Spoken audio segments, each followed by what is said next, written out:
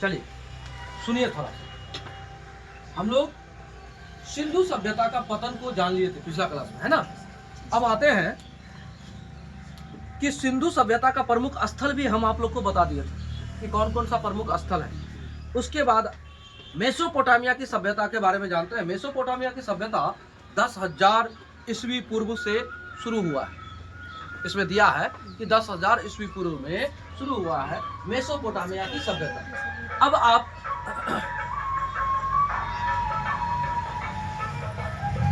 Mesopotamia की सभ्यता के बारे में जानिए क्या कहता है।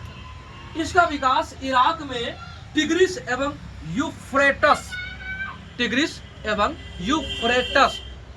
नदी के किनारे हुआ है, यानी नदियों के मध्य हुआ है। और कहता है कि इसी टिग्रिस और यूफ्रेटस को नाम दिया दजला फरात। क्या नाम दिया है? दजला फरात। क्या नाम दिया है? दजला फरात। तो आपको पूछा जाएगा कि मेसोपोटामिया की सभ्यता किस नदी घाटी के मध्य विकसित हुआ है, तो आपको कहना होगा दजला फरात नदी घाटी के मध्य विकसित हुआ है, या फिर इस नाम को दे टिग्रिस और यूफ्रेटस, ये दोनों में से रहेगा। टिग्रिस, यूफ्रेटस या फिर दजला फरात नदी के मध्य, इस नदी घाटी के मध्य क्या हुआ है? दजला फरात मेसोपोटामिया की सभ्यता का विकास हुआ है। अब एक बात, अगर आपसे क्वेश्चन किया जाए दुनिया की सबसे प्राचीन सभ्यता कौन है? क्वेश्चन है दुनिया की सबसे प्राचीन सभ्यता। सबसे पहला सिंधु घाटी सभ्यता, सिंधु सभ्यता। उसके बाद मेसोपोटामिया, अच्छा, मिस्र की सभ्यता, और कुछ? चलो तीनों में से बताओ तो कौन है सबसे पुराना? सबसे पुराना सभ्यता का विकास आप कहोगे।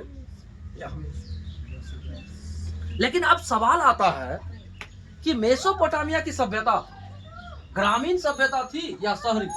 तो आप कहोगे ग्रामीण। क्या था? ग्रामीण। क्या था? ग्रामीण। और ये क्या था? शहरी। अब आप कहोगे दुनिया की सबसे पहली सभ्यता जो शहरी सभ्यता थी तो सिंधु। लेकिन अगर ग्रामीण में कहे सबसे पहला तो आप कहोगे मेसोपोटामिया। इसका समय काल क्या है? 10,000 बीसी, यानी ईस्वी पूर्व। 10,000 ईस्वी पूर्व, है ना। फिर आगे सुनिए, ये किस नदी के किनारे है या किस नदी घाटी के मध्य है? तो आप कहोगे टिग्रिस और यूफ्रेटस।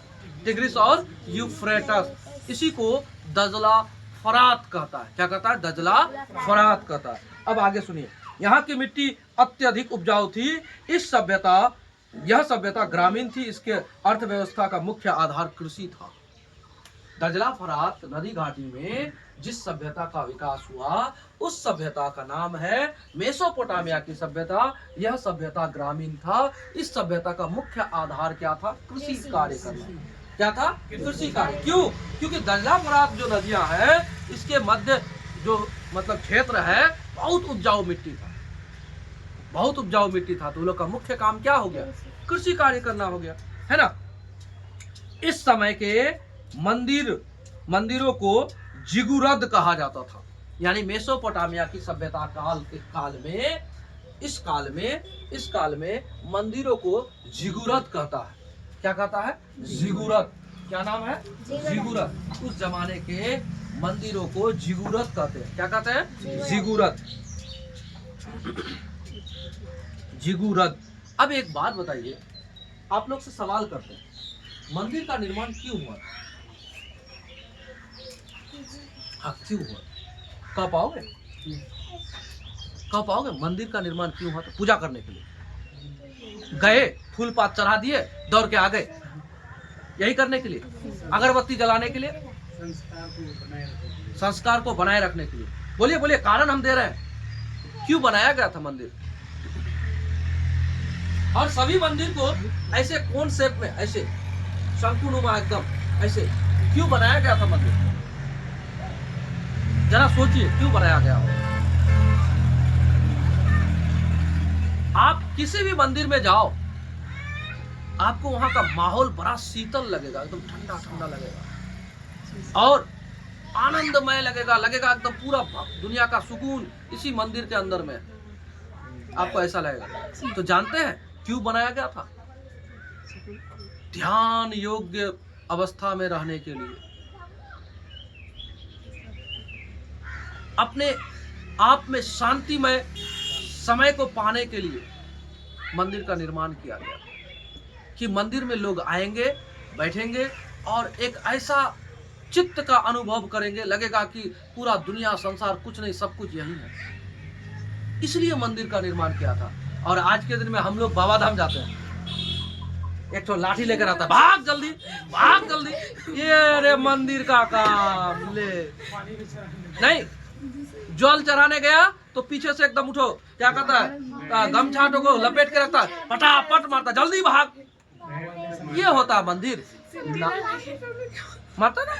तो ये मंदिर नहीं, मंदिर का काम है आप मंदिर में गए, आपको शांत माहौल मिले, अनुभूति मिले, ऐसा अनुभूति लगता है कि दुनिया संसार कुछ नहीं, सब कुछ यही, सबसे अच्छा सुख यही मिल रहा है। वृंदावन में लोग वृंदावन जाते हैं तो मंदिर का सुख प्राप्त करते हैं कि लगता है कि हाँ मंदिर है।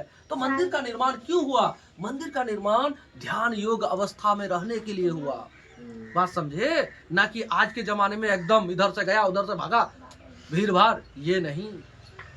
तो मंदिर का निर्माण इसलिए हुआ था। तो आपने कहा कि इसका विस्तार, अच्छा इसमें कहा कि इस समय के मंदिरों को जिगुरद कहा जाता था। तो क्लियर हो गया ये बात। तो मंदिर का निर्माण क्यों हुआ था तो हम आपको थोड़ा बता दिए इस मंदिर के बात पर। तो अब आगे सुनिए। मेसोपोटामिया की सभ्यता के 4 भाग थे। मेसोपोटामिया की सभ्यता के 4 भाग थे। अब ये 4 भाग क्या क्या थे अब जरा सुनिए। सुमेरियन की सभ्यता, बेबीलोन की सभ्यता, सीरिया की सभ्यता, कॉल्ड्रिया की सभ्यता। देखिए थोड़ा नाम सब आप लोग को अटपटा लग सकता है क्योंकि हमारे देश का तो है नहीं, हमारे देश का तो है नहीं, तो इसीलिए आपको लग सकता है कि नाम सब थोड़ा अटपटा है। तो नाम सब याद करना, नाम तो नाम है ना। हमारे देश के लोगों के नाम को वो लोग सही से उच्चारण नहीं कर पाते हैं तो थोड़ा अटपटा लगता होगा वो लोग को, लेकिन हम लोग को उन लोग का नाम सब अटपटा लगता है। जैसे चीन के लोगों का नाम बोलना है चिंग चांग चुंग चांग, ऐसे नाम है। अब चुंग चांग है तो हम लोग के लिए चुंग चांग लगता है, लेकिन वो लोग के लिए तो सही है, वो लोग के लिए तो सही है ना। जैसे हर्षवर्धन के काल में आया था वैनसांग, है ना। तो वैनसांग अब हम लोग को लगता है वैनसांग ऐसा नाम है। एक का नाम है इत्सिंग, कोई दूसरा काल में आया था वो इत्सिंग, हाँ। और बहुत सब नाम है उस तरह का जो कि आपको अटपटा लगेगा, लेकिन नाम तो नाम है, हम लोग को तो याद करना पड़ेगा। यही तो है नौकरी के लिए लोग क्या नहीं करते हैं। अपना दादो नाम याद नहीं, अकबर एंड दादो नाम याद, यही तो नौकरी के लिए करता है लोग, यही करता है ना। अच्छा अपने खानदानों में आप बेसी से बेसी अपना दादाजी या उसके दादाजी को याद करोगे, उससे ज्यादा तो करोगे नहीं। लेकिन औरंगजेब का दादा दादा दादा दादा बाबर को याद किया हम लोग। अच्छा देखो बाबर, हाँ, हुमायूं, अकबर, उसके बाद जहांगीर, उसके बाद शाहजहां, उसके बाद औरंगजेब। तो औरंगजेब दादो के होल की, अब ऐसे करके मिला के देखो, दादो से दादो कितना बड़का चले गए हम लोग। लेकिन अपने पीढ़ी को ऐसे याद नहीं रखते हैं, है ना। अपने पीढ़ी को ऐसे याद नहीं रखते, क्यों? क्योंकि नौकरी के लिए हम लोग याद करते हैं और कुछ नहीं। जब आप देखो सवाल ये है, सफलता किसको सफल मानता है लोग? इस जीवन को जीने के लिए ना, जिस दिन आपको ये ना सोचना पड़े कि आज हम काम पे नहीं गए, मेरा धर्मा कट गया, खत्म हो गया, ऐसा नहीं सोचना पड़े। तो आप कब ये बात सोच पाओगे? जब आपका उस प्रकार का सर्विस होगा कि भाई 2 दिन छुट्टी लगा दिए, एप्लीकेशन लिख दिए, सर हम नहीं जा पाएंगे, ऐसा काम है, ऐसा। उसमें छुट्टी का भी ग्रांट होता है ना, इतना दिनों के लिए छुट्टी, तो उतना दिन आप 1 वर्ष में ले सकते हैं। तो जब छुट्टी ले लोगे तो आपको पैसा नहीं कटेगा। तो अब सोचिए एक व्यक्ति का आय हमेशा आते रहे, ये ऐसा सिस्टम में रहोगे तब आप सक्सेस कहलाओगे। क्योंकि आप देखो सक्सेस का मतलब क्या है, आप सोचे ये चीज खरीदना है, किसी चीज को खरीदना है आपके पास, ठीक है ले लो। और जब आप संकोच कर रहे हो, नहीं है अभी नहीं होगा, कभी होगा, पैसा नहीं है, तो ये आप सफल नहीं हो। दिक्कत है यहाँ पर दिक्कत है। तो सुनिए अब आगे, झूलता हुआ बगीचा बेबीलोन में स्थित है। आपको पूछेगा झूलता हुआ बगीचा कहाँ है, तो आप कहोगे बेबीलोन में। कहाँ है? बेबीलोन में। झूलता हुआ बगीचा, झूलता हुआ बगीचा,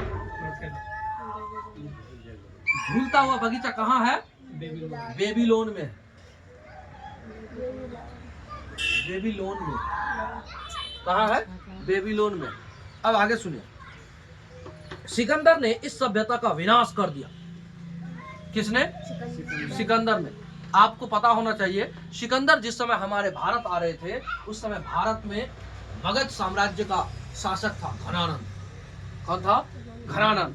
लेकिन घनानंद बाबा अपना घमंड में रह गया, लेकिन सिकंदर का सेना सब थक गया था लड़ते लड़ते, नहीं तो वो भी आता।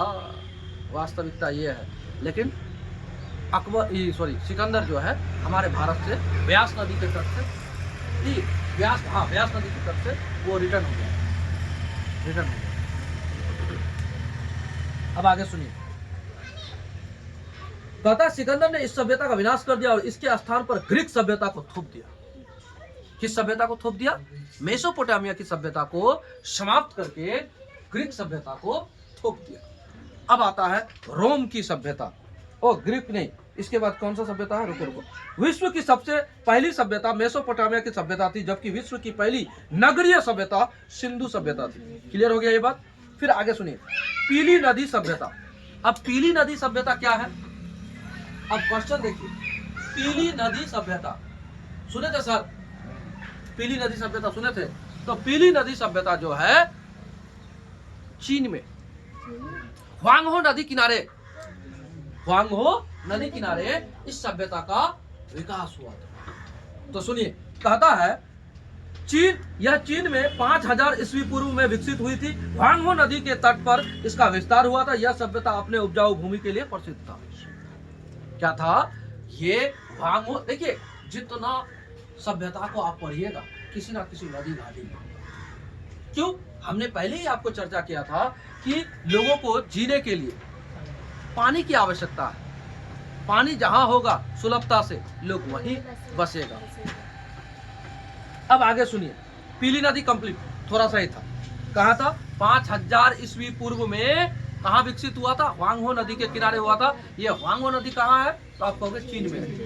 नदी का नाम क्या है? क्या है? सही से ह्वांगहो। वही नदी हमारे भारत में आती है, घूम के इधर से ऐसे ऐसे ऐसे ऐसे।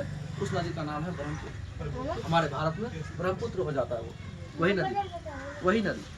ठीक है? क्या हुआ? आगे सुनिए, अब आता है मिस्र की सभ्यता। मिस्र की सभ्यता 2100 ईस्वी पूर्व से शुरू हुआ। कितना? 2100 ईस्वी पूर्व से शुरू हुआ, 2100। तो कहता क्या है? सुनिए, यह मिस्र के रेगिस्तानों में स्थित थी। इसे नील नदी की देन कहते हैं। यह भी नील नदी के किनारे, मिस्र की सभ्यता नील नदी के किनारे, पीली नदी ह्वांगहो नदी के किनारे, और मेसोपोटामिया दजला फरात, जिसको टिग्रिस और क्या था? टिग्रिस और यूफ्रेटस नदी के किनारे था, जिसको दजला फरात कहते हैं। तो मिस्र की सभ्यता नील नदी का देन है। नील नदी के किनारे क्या हुआ? इस सभ्यता का विकास हुआ। अब कहता सुनिए, इस सभ्यता का विकास फिरौन के नेतृत्व में किया गया था। इस सभ्यता में पिरामिड, सूर्य कैलेंडर तथा ममी का विकास हुआ था। ममी मतलब माँ? तो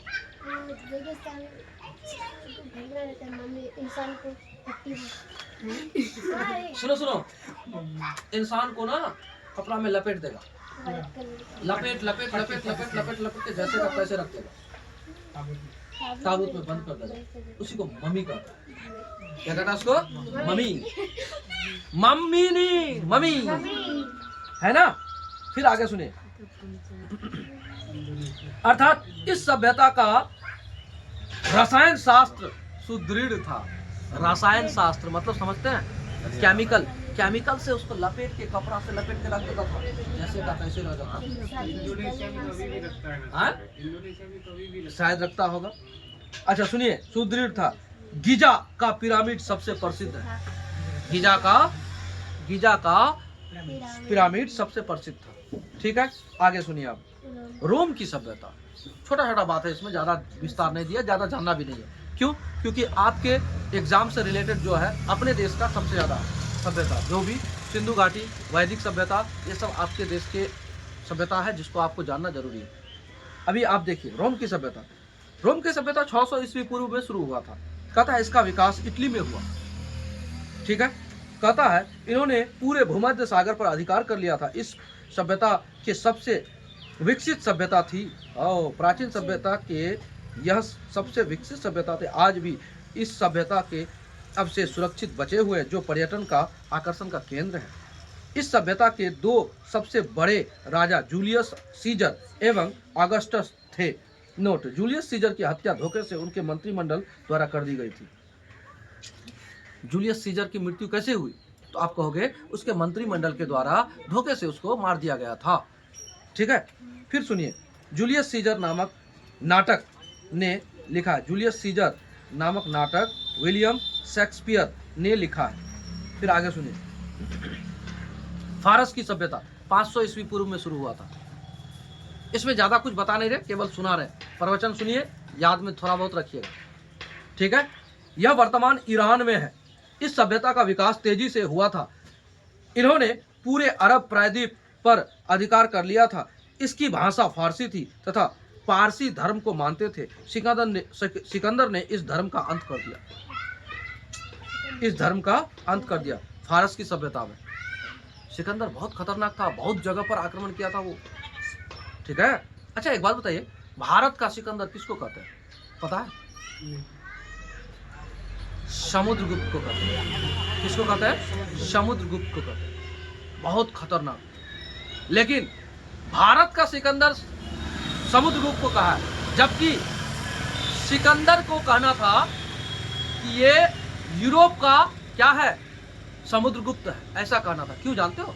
क्योंकि समुद्रगुप्त ना बहुत पहले उस चीज को कर चुका था जो सिकंदर किया है बाद में। जो पहले करता है उसको चर्चा में लेके तुलना करता है। अच्छा एक बात बताइए, मेरे बच्चे के बारे में ऐसा बोलेगा कि इसका पापा ना अपना बच्चा के जैसा हुआ है, ऐसा बोलेगा? ये बोलेगा ना कि इसका बच्चा ना अपना पापा के जैसा हुआ, ऐसा बोलेगा ना। जो पहले है उसको लेके बोलेगा। तो पहले हमारे देश के समुद्रगुप्त ने इतना विजय अभियान किया कि क्या बोले। बाद में कोई अंग्रेज क्या कहता है, इतिहास लिखने वाला आ गया, ऐसा यात्री आ गया, अंग्रेज यात्री, वो कहता है कि समुद्रगुप्त ना सिकंदर के जैसा बोले ई हुआ था, युद्ध किया था। अरे उसके जैसा थोड़े, सिकंदर किया था हमारे जैसा। हमारा देश का वैभव इतना अच्छा है। आगे सुनिए, स्पार्टा अपने बहादुर सैनिकों के लिए विख्यात है। यह ग्रीस के पास एक छोटा सा क्षेत्र था। स्पार्टा के मात्र 300 सैनिकों ने लियोनाइड्रस के नेतृत्व में ग्रीस के 20,000 सैनिकों को मात दे दिया था। 300 सैनिक ने 20,000 सैनिक को मार दिया था। छोटा मोटा बात नहीं है। 300 सैनिक 20,000 सैनिक को मार दे, इसका मतलब है कितना बड़ा बात है। स्पार्टा में था, ऐसा हुआ था। विख्यात सैनिकों के लिए विख्यात था, बहादुर सैनिकों के लिए। फिर कहता है ग्रीस की विशाल सेना का नेतृत्व जर्कसीज कर रहा था। जर्कसीज ने धोखे से स्पार्टनस को हरा दिया, धोखे से हराया। चलो कोई बात नहीं, जो हुआ हुआ, पुराना बात है, धूल मिट्टी डालो। अब आते हैं ऐतिहासिक काल। देखिए ऐतिहासिक काल को आप लोग दूसरे दिन जानो। ऐतिहासिक काल क्या है, पहले बात को समझ लीजिए। ऐतिहासिक काल में होगा क्या कि ऐतिहासिक काल में सबसे बड़ा बात है कि इसमें हम लोग को साक्ष्य मिल गया। साक्ष्य मतलब अभिलेख मिला, ऐसा अभिलेख मिला जिसको हम लोग पढ़ पाए। साक्ष्य भी मिला और उस लिपि को हम लोग पढ़ भी पाए। इसका मतलब है इससे इतिहास लेखन करने में बहुत ही आसान हुआ। बहुत सब सिक्का मिला,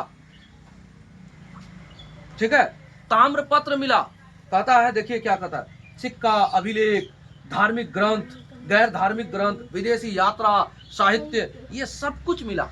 तो ये सब के आधार पर जो इतिहास लिखा गया उसको ऐतिहासिक काल कहते हैं।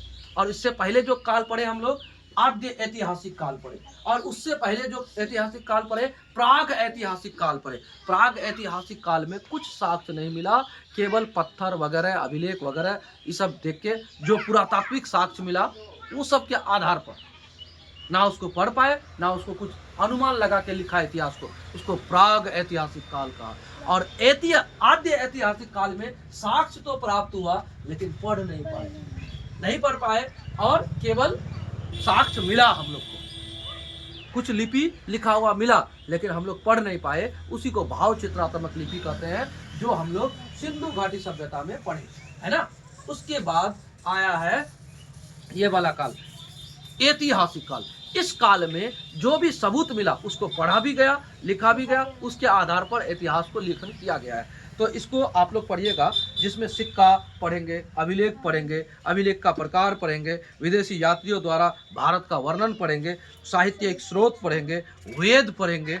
उसके बाद दिया है उपवेद, वेदांग, पुराण, उपनिषद, है ना, प्रमुख साहित्य, महाकाव्य। और वैदिक काल तब शुरू होगा, तब फिर वैदिक काल शुरू होगा, जो कि आपने थोड़ा सा उस पुस्तक से पढ़ा, उसमें ज़्यादा डिटेल्स था नहीं, इसमें थोड़ा सा ज़्यादा है। और कम जानिएगा तो आप लोग के लिए थोड़ा गड़बड़ हो जाएगा, आपको जानना है थोड़ा स्पेशल ही जानिए, है ना।